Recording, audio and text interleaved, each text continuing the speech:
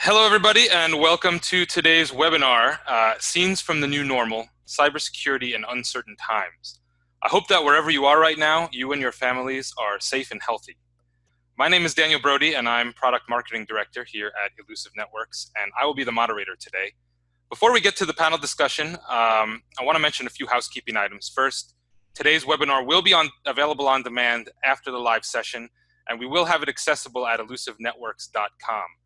We'll email you a link with the on-demand webinar after the session.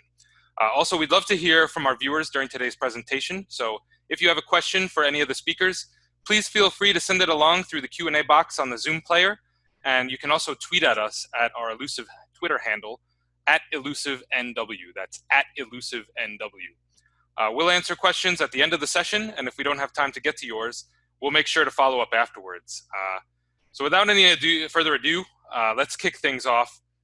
So first of all, I'd like to introduce you to the people that we will be speaking with today. We have three very interesting speakers on the line. First up, we have KARL MATTSON. KARL MATTSON has been a CISO in the financial institution space for a very long time, most recently at City National Bank. He's also the president of LA Cyber Lab and adjunct faculty at University of Minnesota. KARL, how are you doing today?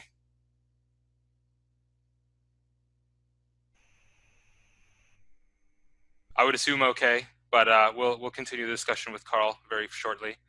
And then we also have Kevin FISCUS. Kevin is from the SANS Institute and part of Cyber Defense Advisors. He's been in IT and security for over 27 years, highly experienced in handling security incidents of all kind, and also investigating breaches that could and should have been prevented. How you doing, Kevin? You know what? I'm doing outstanding, but I'll get better. Yeah, I know. We're hopefully, we're all handling this unprecedented situation with the grace that is needed at this time. And finally, we have OFER Israeli. He is founder and CEO at Illusive Networks.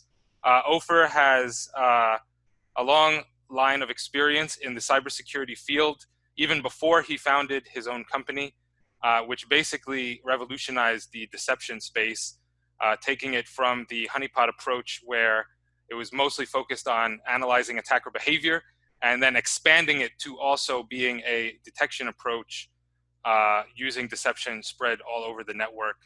OFER, how are you doing today? I think you're on mute, OFER. You as well, KARL. Yeah, there we go. Doing well. Technology, it's getting ahead of us. Doing well, Daniel. That's good. That's good. No, I mean, I think one of the big themes of this webinar today is basically how, we're all scrambling right now. I'll just get right into it, right? We had a whole situation that's just been happening and unfolding in the past few weeks. There's some estimates that right now in the United States alone, we have about 70 million telecommuters, which went up, hugely because we didn't know that we needed to do this. This was all of a sudden. You can see also 2,000% rise in Zoom usage. That's just Zoom since December. I mean, we're all on Google Hangouts. My daughter at school is using Microsoft Teams. There's all sorts of platforms that we've had to sort of cobble together to the best of our ability to kind of get everything up and running just to make sure that the business could keep the lights on. And security had to be involved in there as well, but it wasn't the main driver of this change. We had to enable employees to be productive no matter where they were working from when we were used to having them go to the office every day. But then there's also security concerns on top of that, right? 350% uptick in phishing attacks since January. A lot of them related to, this issue that we're all facing. We all want reliable information about the virus. We all want to know what we should be doing. We all want to know best practices for keeping us and our families safe. And so there's a lot going on that had to be figured out very quickly. But, look at us now. We're all at home. We're all on this event. All of our physical events have been canceled. So us as a marketing team, we've had to pivot to digital events, and everyone has had to do the same. And, looking at the situation right now, how many of us have had to use BYOD devices just to do our jobs because some of our equipment was still stuck in an office we can't reach? how many of our devices are being shared with the family right now so that they can watch Netflix or play video games? There's probably an unprecedented amount of remote desktop sessions and VPN sessions. And these solutions were not designed to necessarily handle the strain that they are under right now. And so I guess, KARL, my first question goes to you, since you're the CISO. What are CISOs going through right now? I think, it must have been a challenge to get everybody, hooked into the system so that they could work from home successfully. That was probably job number one. And so, how has that transition gone for the CISOs out there? And also, what has been the effect security-wise of the virus as this transition has been made? What are you seeing out in the field? So I look at the impact really in sort of short-term and long-term impact. So short-term, obviously, scaling up of VPN and VDI infrastructures. Most large organizations had VPN capabilities or a remote workforce of some degree, but very few were prepared for 100% of employees and 100% of network load. So we see sort of an explosion in the sort of the quantity of connections through VPN. And now you can count me in the camp of people who considers those technologies very securable. The problem, of course, a CISO faces when you're going through massive change. That's the prime time for misconfiguration. That's the prime time to miss details as you go through an explosive growth phase. And so that acceleration places a lot of stress on a team. Even if the team has the technology and has the knowledge of what to do, the pace of the change is a tremendous risk. Longer term, I think what CISOs are dealing with is organizations who are attempting to put multi-year transformation or digital transformation or cloud adoption programs now through a very, very small window of time. So that includes things like deploying mobile device management solutions, moving systems to public cloud. These transformational ideas that have been on the radar as 2, 3, 5 year programs, now they're accelerated to a matter of weeks. And so that places a lot of stress because CISOs now are sort of challenged to meet that pace of transformation. The other part of the long-term issue a CISO deals with is that we have so much focus on this sort of remote work connectivity, the security around it, these transformation initiatives, that there are a lot of things that are basic blocking and tackling now that have to sit on the sidelines. There are programs and projects that a CISO might have had as a priority, but if they're not related to this topic, they may be defunded or they may sit on the sidelines. And so the CISO is definitely short-term and long-term, is reconfiguring strategies, is reconfiguring budgets and operational patterns and processes to account for those new variables. So I guess I'll shift it over to OFER for a bit. Considering all these things that CISOs are going through right now,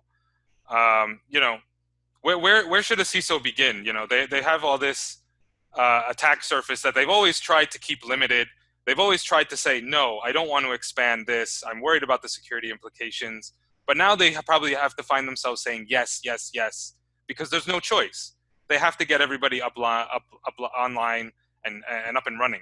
And so, what are some basic steps that, both the IT and security staff and the employees themselves should start taking now that we're starting to see this play out, now that we are hopefully all connected? What's the first step after this to say, okay, now we have to secure this new normal that we have? What do we do? Yeah, I think this really starts with a leadership and mindset perspective. I think to your point, whether the CISOs liked it or not, they found themselves within a day in a totally new environment, and it's not a question, it's a fact, right? That's what's happening. And I think as human beings, we like to know what our long-term plans are and work towards those long-term plans. And we're not totally accustomed to very rapid changes and making shifts on the fly. But I absolutely believe that's what's needed today. Again, we're in this situation, whether we like it or not. So how do we go back and look at, given the new circumstances, what is of utter importance to be done today? And I think the first step to be taken is really to assess what kind of attack surface am I exposed to today? What is the new working environment that pertains in this work from home environment? And what should I do to address this in the coming weeks and months? This is a period that's going to go with us for a while. I don't think it's going away anytime soon. Even when we go back to work, we'll go back to work in, different fashions. It won't be just turning off the switch or turning on the switch. So we need to adapt our security program in the months to come to address risks and challenges that are confronted with this specific environment. Yeah, that makes a lot of sense.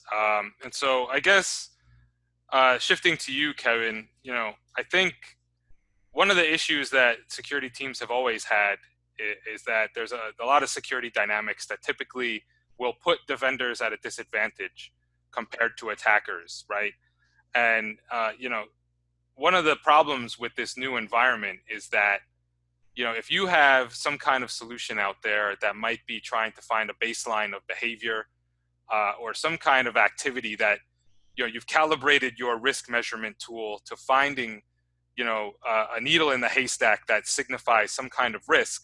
Well, now, what's going on with the behavior? I mean, right, there's no normal behavior now. So, what are we going to see in terms of those kind of behavior and analytical monitoring tools? And how will they need to change, or what changes will we need to make when we take those kinds of tools into account and they're no longer able to measure a baseline of normal behavior?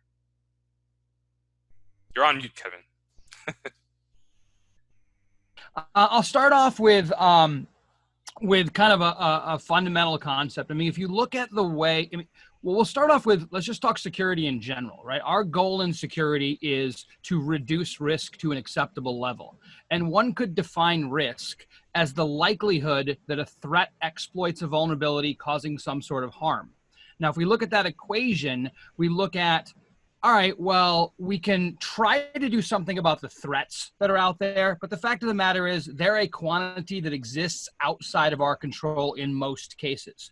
So what we do spend a lot of time trying to do is to reduce those vulnerabilities. Most of our security programs, patching and hardening and network design and firewalls and all that kind of stuff, are designed to try to reduce the number and severity of vulnerabilities that we run into. But as decades worth of experience have shown us, we can't keep the bad guys out of our networks entirely. They're going to get on our networks at some point in time. And the problem that we have today is that those bad guys invade our environments and stay there far, far, far too long. Depending upon the study you look at, those bad guys are on our network for on average, somewhere between a couple of months to nearly 7 months before we detect them. So that kind of gets us into your question, which is, well, how do we now try to detect bad stuff happening on our network? We couldn't do it before very well, and now we have such a massively changed environment. And part of what I would say is that the challenge that we have when it comes to detecting bad activities on our network is traditionally the majority of our efforts have been focused on trying to identify badness, right? We look for evil, but we know that the bad guys do a remarkably good job of making evil appear to be not evil. So once they do that, we miss them. So you're going to your point about, well, let's change the paradigm. Let's look for normal versus abnormal. And that's a great paradigm to look at, but let's face it. I've talked to a bunch of people who have deployed things like user and entity behavioral analytics technologies that are supposed to normalize the network. And not a single person that I've talked to actually is done with their implementation. It's a work in progress. And let's face it, over the last couple of months, everything that was learned by those normalization solutions has now been thrown out the window. So we have now completely destroyed what normal looks like. And the fact of the matter is that on any given day, normal could change for expected or unexpected reasons. So what I think that we need to do in order to address this type of concern is change our definition of normal, if you will. The way that I like to describe it is if I can put resources in my environment. Now, those resources could be anything from a file, a directory, a URL, a server, a listening port, or an entire network. I mean, the options are, huge. But the defining factor is that these resources that I put on the network have no other legitimate business value. Nobody should be touching them, and that becomes our new definition of normal. Yeah. So if I have resources that nobody should be interacting with and somebody does, well, that is an actionable alert, right? I don't care why, who, when. Context isn't all that important. All I care about is, hey, somebody touched something that nobody should be touching. That now is defined as abnormal. And ultimately, that becomes the core of this concept of cyber deception. It's redefining, at least initially, how we can detect bad guys on our network. And then to the point that OFER made earlier was, hey, in some cases, you can take this even further and start collecting threat intelligence and all that kind of stuff. But let's start with a simple thing. Let's detect it when the bad guys get on our network. And this is even more important now that our networks are no longer even pretending to be geographically contained. We now have networks extending to basements and bathrooms and everywhere else that you could possibly set up a computer. So I think that that's part of what we need to do to change the paradigm, is to start redefining how we detect the bad guys. That's pretty interesting. Go for it, Ofer. Yeah, if I can chime in there, that's a great point that Kevin raises, and talking about adapting and changing in this environment. When we think about these anomaly detection systems, to the point Kevin made, this is all fundamentally based on the fact there is a known good and a known baseline. And it was, again, per Kevin's comment, it was really difficult to do yesterday. Today, given everything is erratic and everything is shifting and changing, and people are working in the morning and then they switch up and take care of the kids in the early afternoon, go back to work at night, and sometimes they're connecting from one place, sometimes from another, and so on, different devices. Normal, by definition, does not exist anymore, and it will not exist for several months now. As we go through this change from working from home, and then as we go on the change of working back from the workplace and adapting back and so on. So speaking of adapting to the new situation, I think we really need to get in front of this and figure out what will work in the months to come and what could actually provide what we need from a detection standpoint. We've encountered, across our customer base, customers are reporting that their false positive rate out of anomalous activities is up 300%, 400%, 500%. False positives was a big issue yesterday. How do you deal with 3, 4, 5x of what you used to have? And so we need to rethink about how we go about these different types of approaches. KARL, are you seeing out in the field a lot of evidence? I mean, I guess it's a two-part question, right? So even before all this whole transformation was taking place, was it difficult for SOC teams to find, the actual alerts that were really signifying an attack compared to all the false positives that you were getting? And now, since this transformation has taken place, is there an uptick in those false alerts? And, how is that playing out in terms of how the SOC will try to triage those events if they are having to chase a lot of false positives that end up not being any sort of malicious behavior whatsoever? Well, I think we could just take like phishing attempts, just like as an easy use case.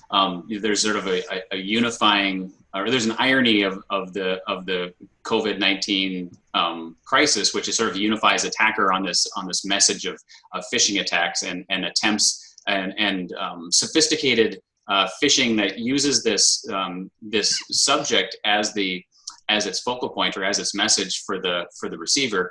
And so we're seeing 300 to 500% increase in phishing attempts because attackers know that this is now a message that people will click, or they want to engage on this subject in their email box. And so there's just a sharp spike in the number of actual and suspected phishing attempts. So if you're sitting in the SOC chair, you have two things that are spiking that are related. Number one, you're getting a lot more malware, you're getting a lot more reported phishing, but you're also getting a lot more users that actually are successfully clicking links. I mean, we have a number of examples that you can just go to YouTube and see how World Health Organization, WhiteHouse.gov are email domains that are being spoofed at a pace of millions and millions of emails per day. Though that domain spoofing is just shot right through the roof, using COVID as the subject area. So the SOC is handling both the actual positives, the false positives, at a breakneck pace. And this is just a good example of where the SOC, from a volume perspective, dealing with what OFER mentioned in terms of false alarms and false alerts were a problem before, as well as real alarms, real alerts, real phishing reporting from users.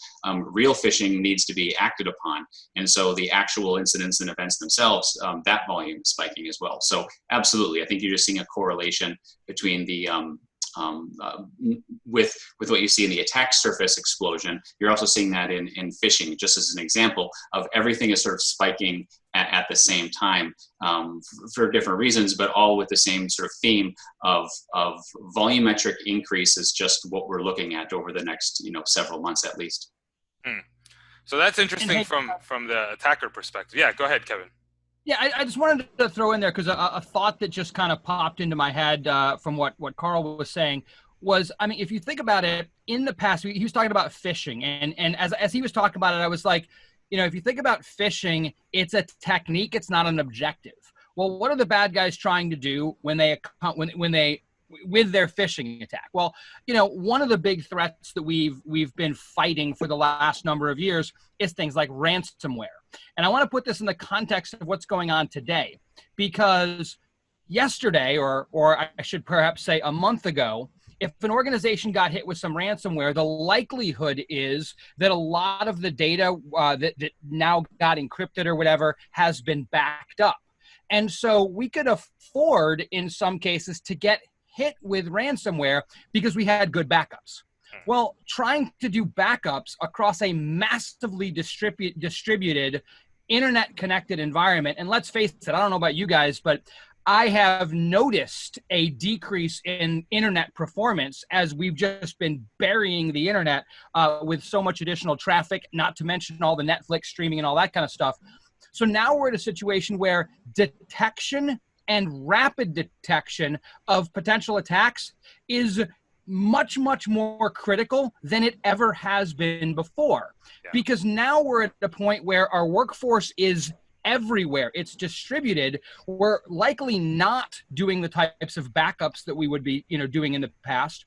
The home networks that people are working from are in most cases not going to be anywhere near as robustly secure as our previous environments.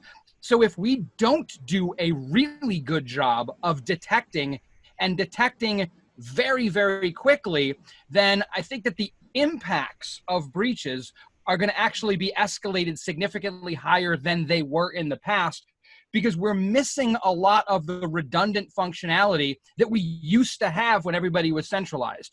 So I think that this concept of detection and rapid detection is one of those areas where if you're going to run around trying to apply protective security controls to everybody's home office, it's a work effort that's just not feasible. But what we can do is change the way that we do detection. So a simple example might be something like, well, what if we can push out, have people connect up to a VPN and create on an employee's remote laptop we'll just call it a fake profile, a fake user account. And on that fake user account, there are interesting sounding files and directories, company payroll, credit card numbers, whatever. And then we instrument the systems such that if anybody touches any of those, an alert gets sent over the internet back to a centralized reporting solution. Now we've got something that is very, very scalable. It doesn't require a lot of messing around with people's home networks. But if a bad guy does manage to succeed in their phishing attempt, they're starting to peruse through and they discover employee payroll, they discover credit card data, they discover the secret plans for taking over the world or whatever it happens to be. Well, now we get an immediate alert. And so now we know that that end user in their home office has a potential compromise going on, and we can respond more quickly. Failing to do so, if that was an actual attack, that user's work product could very well be lost forever. And now we start incurring even additional costs. So I think that the focus in today's day and age has to be, and I'm literally reading the background for Daniel and OFER. We have to stop chasing alerts and start catching the attackers. Heck, that's a pretty good idea there, Kevin. Yeah, I just thought of that. It was, just came to me. Something subliminal, no doubt. What's interesting, because you and KARL are both talking about external attackers, but there's also, a lot of people are getting laid off. A lot of employees are taking on responsibilities that are expanded because of what is going on. They're having to wear a lot of different hats and suddenly deal with all these new alerts. And so there's a lot of strain and burnout that could happen as well. And, ultimately it could end up being that a lot of employees who are already going through a stressful situation, they may look for a place to lash out. And that brings up the point that maybe there'll be some malicious insiders. They'll have critical information at their fingertips, and they might want to take advantage of that in this situation. OFER, how should we think about, finding and being able to stop malicious insider activity? Because the attack surface obviously has expanded, and it's a lot more volatile right now. What role does that play into finding malicious insiders and making sure that data is protected if employees do decide to go rogue, for example? Yeah, and first of all, I couldn't agree more. Insiders is probably one of the biggest concerns out there today. I think from a few different perspectives. One, to your point of people potentially the concern of being laid off or being strained at work increases insider activity. Secondly, think about just the psychological element of if you're on the fence of maybe being an insider and maybe not. Being an insider at the workplace is kind of hard to do, right? You're sitting maybe in a cubicle or maybe in an open space or whatever the case may be. You have a screen in front of you where people are walking behind you and seeing things that you may or may not do. And you feel that people are around you all of the time. So you're not entirely comfortable if you're kind of contemplating between the two of performing that malicious activity. Now that same person might be sitting in a basement somewhere. Nobody's around him. Nobody's looking at his screen. That's a lot easier to carry out. And if you accompany that with the fact that the tendency from this work from home environment is to lose some of the emotional connection to the company because you don't see the people around you or you don't have coffee with them every day and so on, it will absolutely create a spike in insiders. And very much along the lines of, what we saw in the 2008 crisis, right? Peak of insiders. It's not by chance. This will absolutely happen again. So I think insiders is a critical thing to solve for in the coming weeks and months.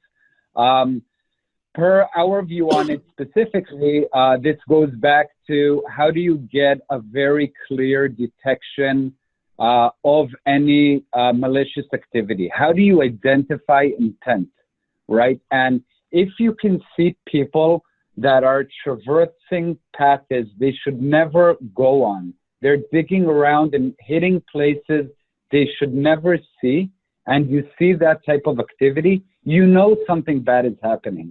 And I can share from our personal experience or company experience is that we've seen quite a lot of insiders in general over the past few years. Maybe I'm a bit timid and such. I didn't anticipate we'd see as many as we did, or what kind of a pretty wild operation some of these people run. I didn't realize how big this problem actually was. I think this is going to be inflated many, many times in the months to come throughout 2020 and beyond. KARL, how have you, as a CISO, tended to handle insider incidents? And with the tools that are at your disposal, I mean, is it difficult to generally find and investigate insiders successfully, or are there limitations in general to what CISOs are often able to do when it comes down to making sure that data that shouldn't get out there doesn't get out there? Yeah, so I think the problem with identifying insider misbehavior is that one first has to achieve sort of like a degree of hygiene, so you can sort of cut through all of the noise on the network. And so, like, even as a precursor to this insider discussion, I actually think like the volume problem is actually hygiene. So let's say, for the sake of discussion, we do have a company that has a lot of employees leaving the company, or a lot of things are changing very quickly. That's a recipe for mismanaged accounts all over the organization, privileged credentials that stay in cache, or accounts that stay logged in for weeks after an employee has left the company. And when you have that sort of disorder and people aren't paying attention to those types of things, identifying an insider is going to be next to impossible, because your network is basically full of noise. It's full of user accounts, it's full of file shares that don't exist, it's full of connections that are not even used anymore. So I think of, like, to me, the first sort of big problem is when we move at the pace we're moving at. I expect like I expect the messiness of the house to increase, therefore making the insider that much harder to detect, because now there's sort of this cloud of noise. There's a cloud of bad data out there. And so as a CISO, what I'm most worried about is I lose the visibility in what's happening when all of a sudden, like, there are all these sort of errors, misconfiguration, users have accounts all over the network that weren't deep provisioned. To me, that's like the biggest problem I want to solve for, because I really don't have the chance to find that needle in the haystack when the haystack is just growing every day with hygiene issues. So I want to focus first on the hygiene and sort of getting to like a state of cleanliness before I can almost project the more sophisticated user that's that needle in the haystack type of behavior that I want to hunt for. Yeah, sure. And so, OFER, what are some good hygiene essentials that we should be thinking about, especially now that there's all these different remote desktop sessions, right? That there's all these ways in which users are finding that they have to connect to the company's resources that they weren't doing before, or weren't doing in as large a number or as often as they are now. What can be done in terms of making sure that cyber hygiene, we're all worried about washing our hands right now, for actual regular hygiene. How can we also apply that same mentality to the cyberspace as we make this big transformation to working from home? Daniel, that's a good analogy. The washing the hands bit, because what we see is that supposedly there are various different solutions and approaches and ways to go about ensuring that your environment is totally locked down, you have great hygiene, and so on and so forth. The reality of it is that there are tons of residues that exist on the corporate networks, which are just really hard to identify. Or when I say really hard to identify, is that we typically don't have visibility into. And those are exactly the areas attackers are going after, right? So if I have Windows caching my credentials from a previous session, and that session is unused now, that's something organizations typically don't see, and that's exactly what the attacker will exploit. And, looking at it from the attacker's perspective for a second, the attacker, they don't want to be a hero. They want to do what's easy, right? If I can get things that are just in front of me, why in the world would you go and, deploy 0 days and do all of this fancy stuff when it's just so easy with what we're leaving them on the various endpoints and servers? So there are multiple very fundamental things that should be solved for, which we're seeing pretty consistently are not solved for. You think about things like domain administrator accounts or equivalent lying around in various different places. Maybe, again, because of a previously logged in session. Maybe somebody has decided to store it in the Windows Credentials Manager. And now you have a domain admin account that is accessible across reboots, persistent there always. We see shadow administrators everywhere, right? And if you have these users which don't belong to your privileged account groups, but are equivalent to them, how do you go and protect them? Nobody's defined them to be privileged accounts, but they actually are. And that's, again, exactly the things attackers will look for. We look at local administrators, things of that nature. There's multiple different ways to take care of local administrators, yet we see more often than not that we can find, hundreds, if not thousands of local admins with the same username and password that exist because of configuration issues, because of areas that don't fall into the program or whatever the case may be. So, yeah, I think KARL made a great point that in order to be effective in protection, we have to get to a tidy environment that actually makes sense. Otherwise, we'll be living in that haystack and we literally don't have a chance. So, Kevin, I think the message that I'm getting from all this is that even before this whole transformation was taking place, it seems like there's almost a fundamental disadvantage that defenders have, right? They're really they're trying to defend their organizations, and they're being besieged by attackers in general at all times, wherever attackers can try to get in. But if an attacker launches 1,000 attacks and all 1,000 fail, obviously there's a return on investment that limits what the attacker can get away with too. But at the same time, one attack failing isn't a big deal for the attacker. He'll just try the next attack.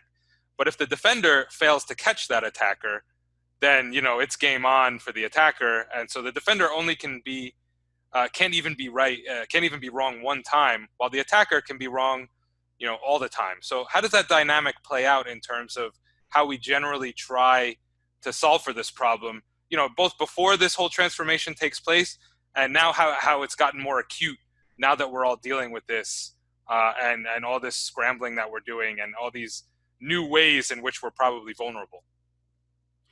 Yeah, so I think that kind of, there's that common statement that says defenders need to be right 100% of the time, attackers need to be right once. And I think that perhaps that's a bit of an oversimplification because our networks aren't one attack and the entire network is compromised in most cases. But I think you laid it out actually much more specifically, which is more or less mistakes on the part of the attackers don't tend to cost the attackers very much. Mistakes on the part of the defenders cost us significantly, and that puts us at yet a further disadvantage. But I think when we start talking about, kind of going off of what both KARL and OFER were saying, this concept of fundamentals that we do such a terrible job at, I think is super important. I go into customers all the time and I'll say things like, how many nodes are on your network? And they don't know the answer to that question, right? Sun Tzu, we'll talk deception, and Sun Tzu talked about deception extensively. He said, if you know your enemies and you know yourself, you will not be imperiled in 100 battles. If you know yourself, but you do not know your enemies, you will win one and lose one. And if you don't know your enemies nor yourself, you will be imperiled in every single battle. I think there's this aspect of we need to know ourselves and our enemies better. Know what's supposed to be going on our network and all that kind of fun stuff. So all that hygiene stuff is super, super, super important. But now let's talk about that. Defenders need to be right 100% of the time, or attackers need to be right once. And if you don't look at that too carefully, we'll just kind of assume that that is a true statement. That is true up until the second that the attacker gets on the network. Once they get on the network, the theory is that changes. In practice, unfortunately, we haven't seen that happening. But if we talk about this concept of cyber deception, where we're effectively placing traps throughout the network, we're placing tripwires, telltales, triggers, whatever you want to call them, we're placing these resources on the network. The attacker doesn't need to interact with all those resources. In fact, they could interact with none of the resources except for one. So if we start leveraging this concept of deception and effectively placing those intentionally crafted resources in our environments, in locations we know the attackers are going to want to look anyways, we now create a system where the attacker can spot all of our little traps, but if they touch one of them, the game is changed entirely. So effectively, we have the opportunity, if we do this right, to change that paradigm and create a situation where, quite literally, the attacker now needs to be right 100% of the time once they get on my network.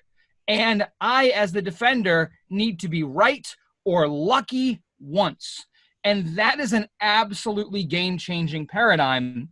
But it does require that concept of knowing our enemy and knowing ourselves. We need to know what's on our network. I mean, it's all that really not sexy stuff that nobody advertises security classes for, right? Data inventory analysis, data classification, proper user rights assignment.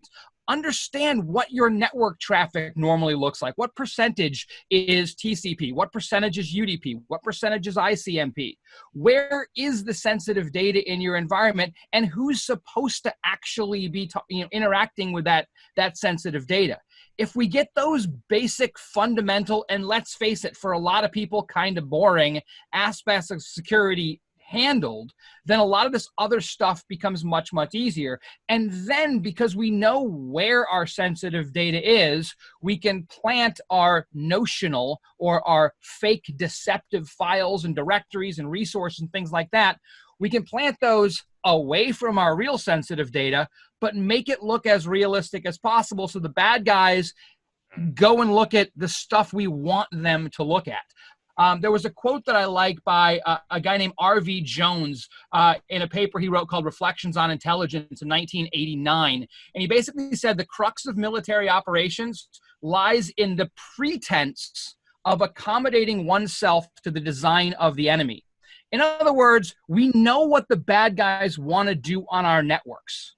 Let's let them do it. Or at least let's give them the pretense that they are doing it properly. We're going to let them in. We're going to let them do what they think they want to do, but we're going to do it in an environment that we control. And in doing so, we take back that advantage that the attackers have had for decades. Yeah, that's a very interesting way to see it. So I guess, we're coming on the time constraints here, but before we get into the questions that are coming in, I guess I want to think about the future, right? I mean, we don't know how long this is going to last, but at the same time, we have the optimism that things are going to go back to normal at some point. KARL, I don't know how you see it, but I wanted to ask you, what is the lingering effects of this whole movement? What do you see as the future of not only remote working and IT, but also cybersecurity? As we've dealt with all these issues that we're talking about today, what will be the ultimate ramifications of how all this plays out? Well, I think in a general work sense, I would be surprised if a lot of the organizations that have moved to remote workforce ever move back to permanent facilities. Perhaps there's more of a periodic change between on-site and home, more of a split work environment. But I think flexible hours and flexible locations is going to be very hard to undo after we sort of wire ourselves into our home offices and wire ourselves into new routines. The other thing that I see happening as well is I see an enormous amount of investment happening in process automation. I think that organizations, and then let's just take as a SOC for example, a SOC team that used to be a 5-person team in a room huddled together all day, every day, perhaps could didn't have to write certain things down or could design a process assuming the other person was in the room. We can no longer do that when we're working remotely. So I think process automation, those types of investments are going to skyrocket. So I think in cybersecurity, automation certainly I think is going to be a big investment area for security teams because as the economic pressures probably are at least not going to be quite as positive as they were for cybersecurity in the last few years, there's going to be some downward pressure on costs and staffing. And so automation is clearly one of the avenues that you'd look to create efficiencies. So for example, if we have you know, a large team that does something like patch management, or large teams that do SOC operations, I would definitely see the investment going into automating or creating efficiencies in those areas. You know, we have to do those when we work remotely because we're not all in the same room anymore. But there's also the sort of the economic efficiencies that we'll see down the road. So I would just look at those types of cybersecurity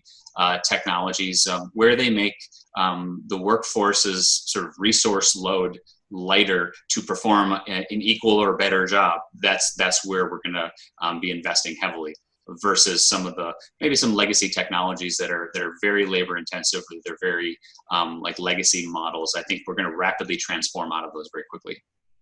Yeah. So OFER, you know, how do you see it in terms of those legacy models transitioning to tools that are better equipped to deal with the current moment, and how that moment continues to play out going forward? You know, what is that shift that you think is going to take place in terms of what was good enough in terms of cybersecurity before this all happened, and what will be the new standard going forward as we have a remote workforce and all these issues that brings up for cybersecurity for them going forward?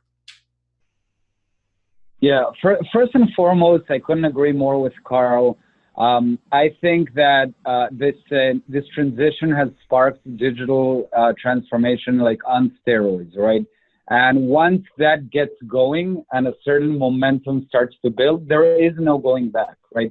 Whether people if they work in the office or they work at home or a hybrid kind of environment, these organizations are now going through what they've had in their minds for quite a while, but it's happening now, and it will continue to happen. So the new work environment is going to look very different from the old work environment. I think that actually for all of us probably on this webinar as security leaders, we have a real opportunity here, because if we look at the history, the company has moved and the business has moved, and security has many times been an afterthought, right? And it was a game of playing catch up, and then catching up to the business and catching up to how the environment is changing.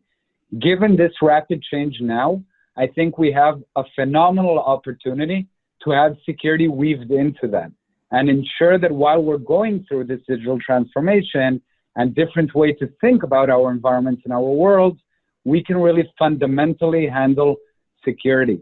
And per KARL's comment on automation and so on, there is more data out there, there's more interconnectivity, there's more rapid changes. We have to stop relying on massive amounts of data that a small chunk of it is right and a whole lot of it is just wrong. That does not work, and that cannot be, we cannot automate around that because we can't rely on a lot of that data. We have to change our mindset and change the way we approach this to ensure that we're getting not necessarily all of the data, but getting the right data at the right time, and being sure, first and foremost, that we can trust the data that we're actually getting. So I think this is going to come hand in hand with this new way we're gonna do business. Very interesting. And Kevin, I guess final thoughts for you in terms of, you know, you're an expert in things like data breaches and how to prevent them, right? I mean, do you see data breaches continuing to be a problem as we sort of sort out what's going on in this new environment? And if so, you know, what needs to be done to make sure that the data breaches, even before this, I mean, we were seeing data breaches still, you know, they're in the headlines. They still happen despite all the solutions deployed to stop them. You know, how do we get our hands around that going forward? And how do we keep data secure no matter where people are working from? So I think that I'm going to make a statement that may seem a little bit, you know, controversial, whatever. I think that what's going on right now with this massive push of decentralization as a result of what's going on, I think actually that is going to be the best thing that has happened to the information security industry.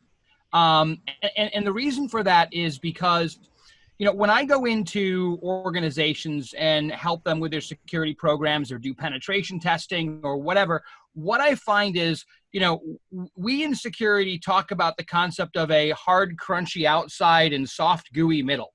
And we talk about that that's not how you should be designing security. You're not trying to build a medieval castle because, as history has taught us, the walls of those medieval castles can be breached. They can be breached using advanced technology. They can be breached using insiders. They can be breached using subterfuge. So we know that creating big, crunchy walls outside of our network isn't going to keep the bad guys out. And that is absolutely evidenced by the fact that we've suffered so many data breaches over the years.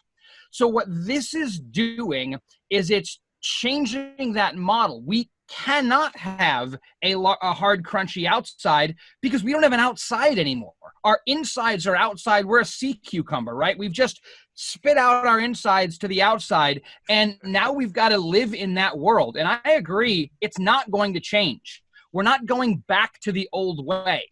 Normal is done. We are now in a new world. Now, what that new world is going to look like, I don't know for sure, but what I can tell you is we're going to have massively distributed environments. And so we cannot afford to assume that our network is secure. We've got to start moving security to the endpoints, to the data, and most importantly, we've got to do a much better job of detecting the bad guys more quickly. Because if we don't, we are lost.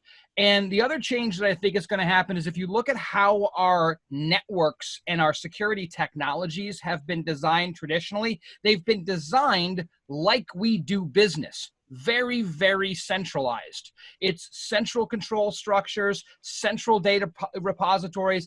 Everything has been pushed to the middle because it's easier to manage and easier to maintain that way.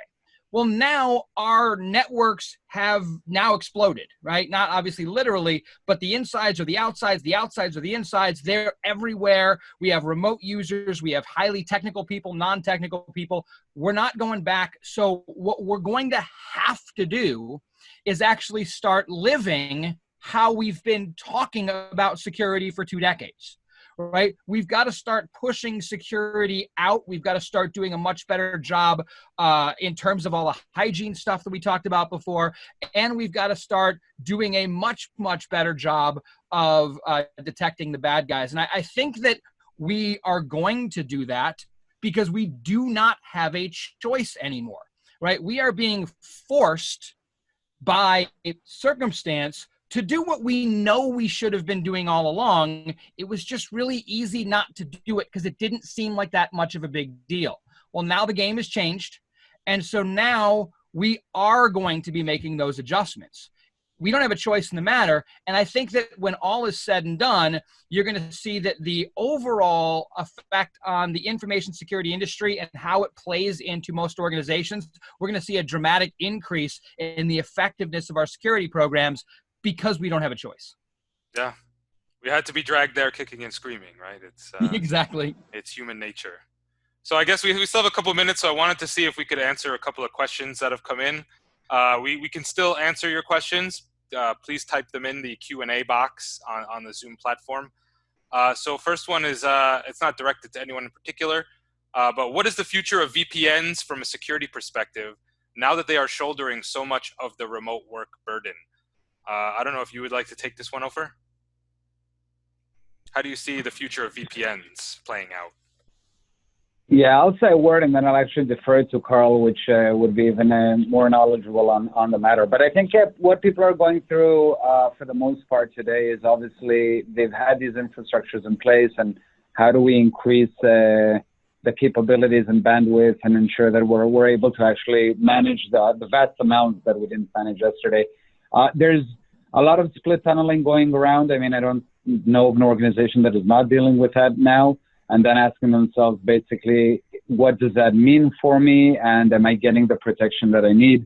My belief, per Kevin's comment, is that people are now starting to shift their mindset from this new world order, we are not confined to any yet one perimeter. I think we'll see more and more cloud adoption. We'll see things in that nature, which will not require the VPN in the same manner. But with that, I'd love to hear KARL. Yeah, so I think, obviously short-term organizations that already have VPN technologies are scaling up licensing. So, I wish I was a shareholder of a VPN company right now because they're probably doing great. But I think that what we see skyrocketing in the next year is a technology category called Secure Access Service Edge, SASE.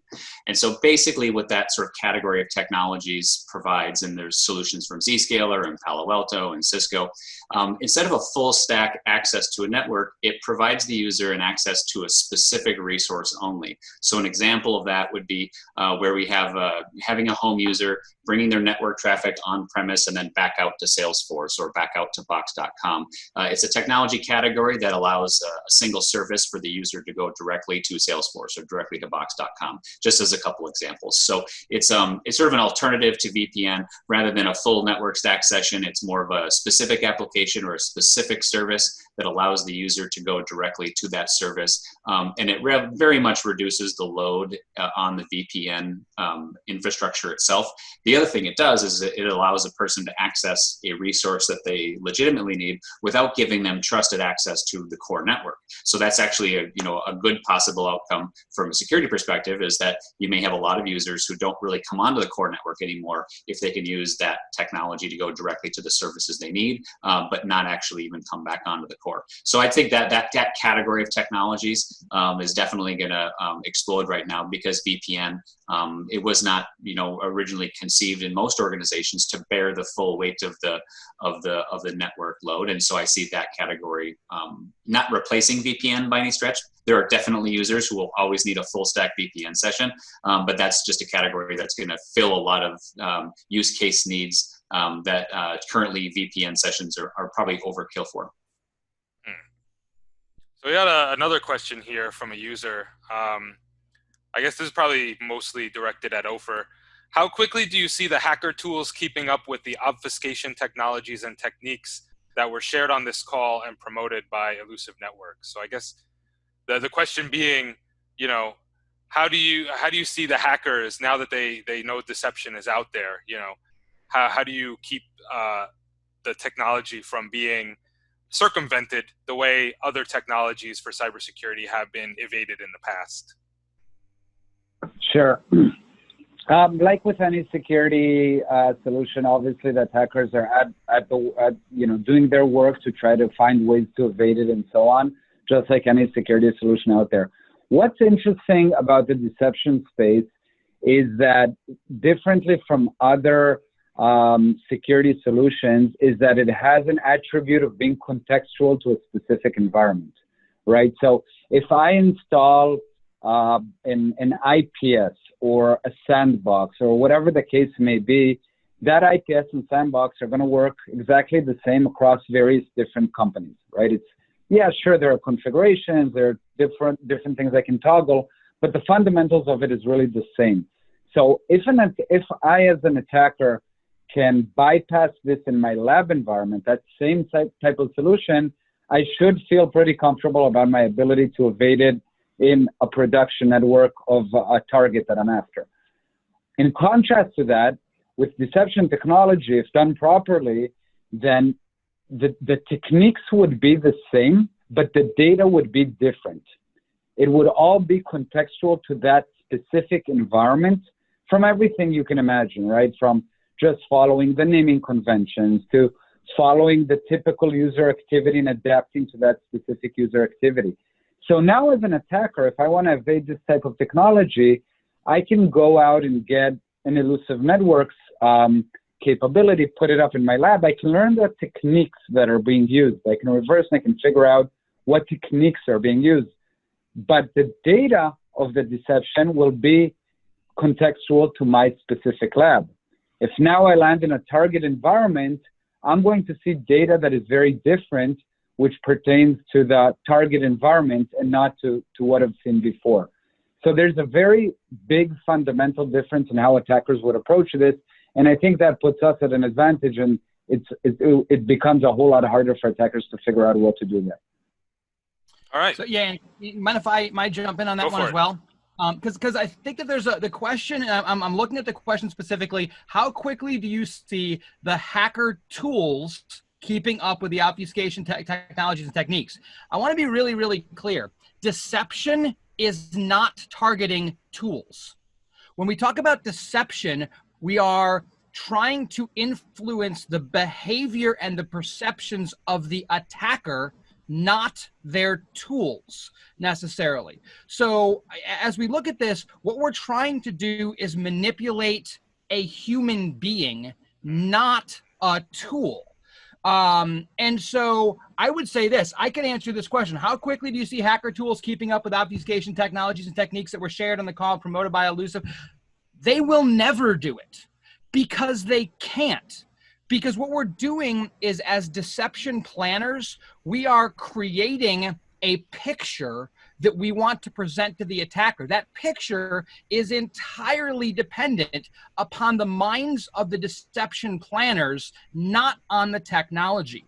This is a psychological exercise. It's a human exercise that leverages and utilizes technology to make it work.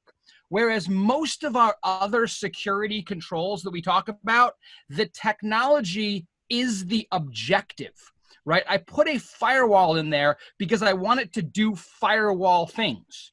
I use deception not because I want the deception to do something, but I want the attacker to do something. I want them to go here instead of there. I want them to interact with that resource so I can detect them. But the fact of the matter is that resource could be a technology. It could be a commercial solution like the Illusive product. It could be a Netcat listener that you just pop up on a random computer on some port that we think the bad guys are going to be looking for. If anybody connects up to that Netcat listener, we have detection capabilities. So the fact of the matter is, the bad guys cannot get ahead of this. The best thing that the bad guys can do is to be aware that deception is potentially an issue. And in doing so, they're going to have to slow down what they do so that and we still win because we reduce that. Think of it like this. There's a manufacturer of jelly beans, right, called Jelly Belly. And they're really, really yummy. They taste like buttered popcorn and tangerine and all kinds of different flavors. But Jelly Belly also has nasty, nasty flavors that taste like earwax and vomit and stuff like that. And they look identical to the real jelly beans. So if I came up to you and I said, hey, here's a big giant bowl of jelly beans, guess what? 25% of them taste like earwax and spit and vomit and lawn clippings. Enjoy the jelly beans.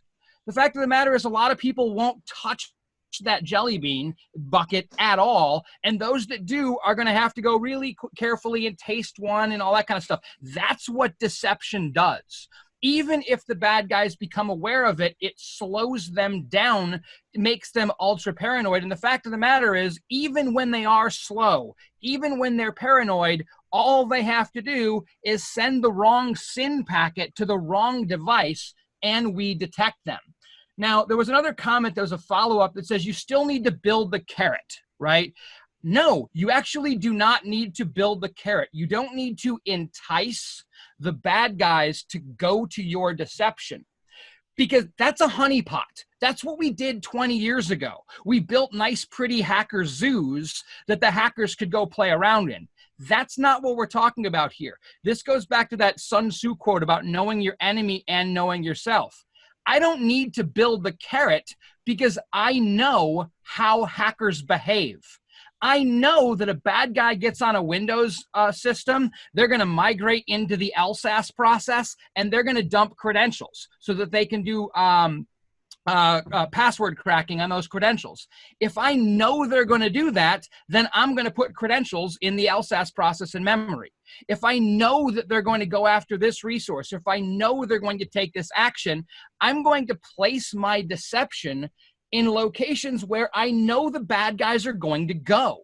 So I don't need to entice them. Now, I can entice them. I can make cool sounding files like employee payroll and credit card data and stuff like that. I can do that. I can create systems that are slightly more vulnerable. I can create credentials that are slightly easier to crack. But if you give the bad guys the deception message too easily, it's more likely to be disbelieved.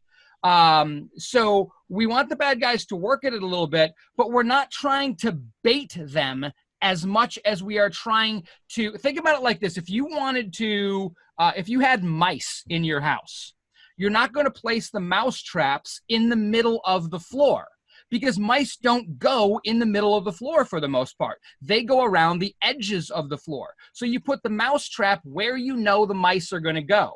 We put our deceptive traps where we know the bad guys are going to go.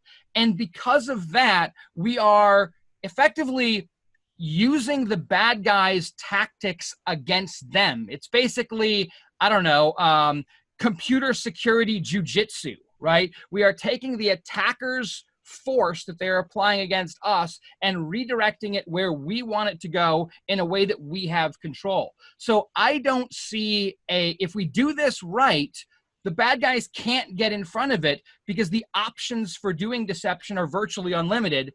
And at the same point in time, again, just to clarify, we don't need to build that carrot necessarily. We can. That's an option. But we don't need to because the carrot is effectively the behavior of the attackers that is a relatively known quantity. So just want to throw those things in there. Yeah, I mean, I've had those jelly beans before, and they ones that taste like earwax, and those are no fun at all. So, can I just add one comment onto that as well?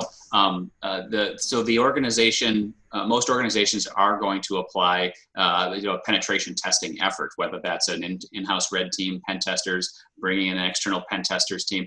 You will prove out the effectiveness of your deceptions platform the moment somebody on your network begins to test it. And that's a good thing. And that should be the feedback loop between the penetration testing team, the incident response team, the effectiveness of the deceptions network. That sort of practice environment is exactly what you want to foster in your organization so that you don't have any sort of false assumptions about what the attackers can and can't do. So what I would suggest is that the deceptions network is sort of like the other half of the coin of the pen team red test effort, which is they are each other's feedback loop as to like how effective is this whole sequence of events. It should be based on that experience, and it doesn't, because I think that what we could imagine in a honeypot would be that we may have to assume what an attacker would do. Well, let's take the pen testers, let's put them on our network, and let's tell them the deception network is there and see if they can figure it out. Probably they can't, but if they can figure out a feature, maybe that's something that you learn then and you implement that as like a new technique in your deception method. Yep, absolutely. All right, well, I think we're a little bit over time, so thank you to everyone on the panel for joining us today. This has been a very vigorous discussion, and we'll continue it on various other channels. All the questions we didn't get to, we'll make sure to answer those by email or in some other way going forward. And so thanks to everyone for attending today as well. By the way, as I mentioned earlier, we will be emailing you a copy of this session later in the week. And be sure to stay tuned for our next webinar in this series about the new normal and everything that we're going to. It's going to be on April 16th at 11:30 a.m. Eastern Daylight Time. It'll be called Collecting the Right Forensics for Faster, More Accurate Threat Response.